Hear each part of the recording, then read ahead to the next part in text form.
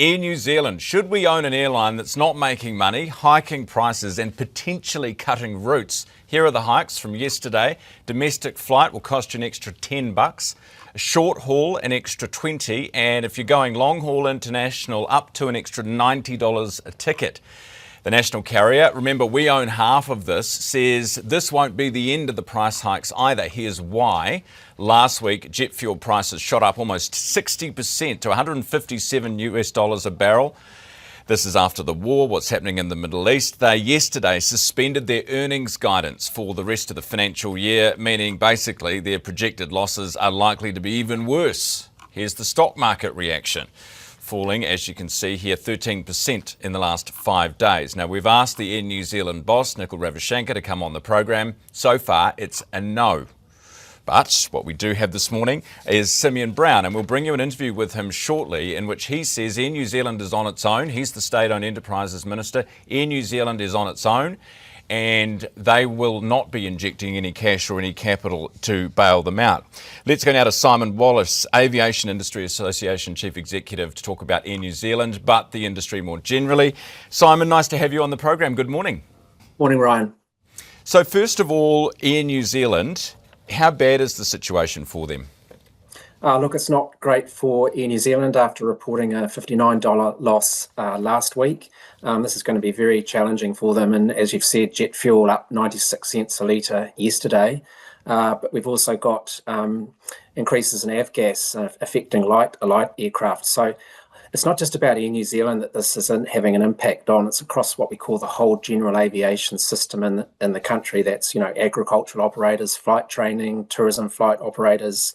The whole industry is being affected by that. And, talking to our membership yesterday, there are a number of our members that are looking at what they're going to do. And, I know Air Chatham's is considering a $20 fuel surcharge per passenger. And there are other operators across the industry that are looking at that. This is very, very challenging.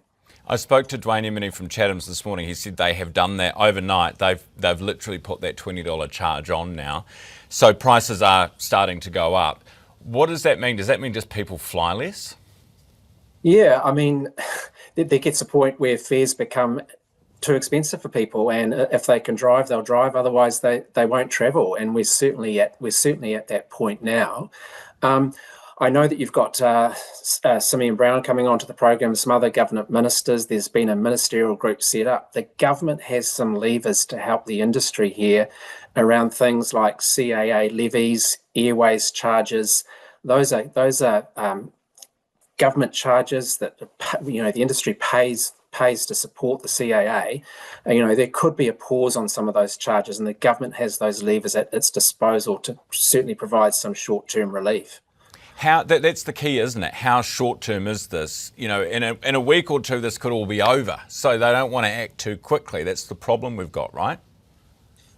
Yeah, and I guess that's the question that you have to put to those ministers, and this is what this ministerial group is about. If just to put this into context, a $200 fare, Wellington, Auckland, for example, $15 of that is CAA levies.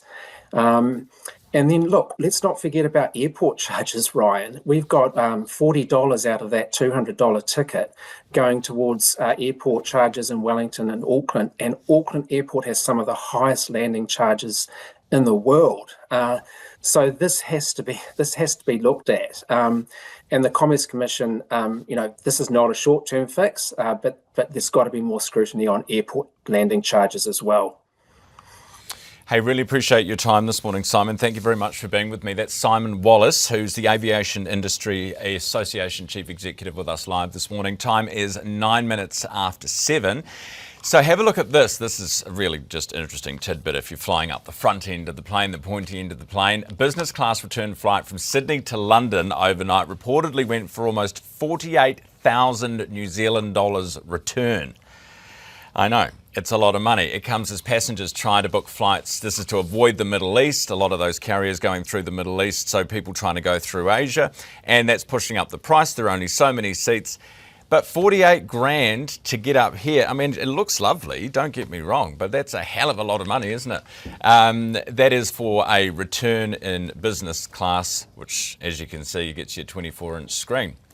Very expensive one at that.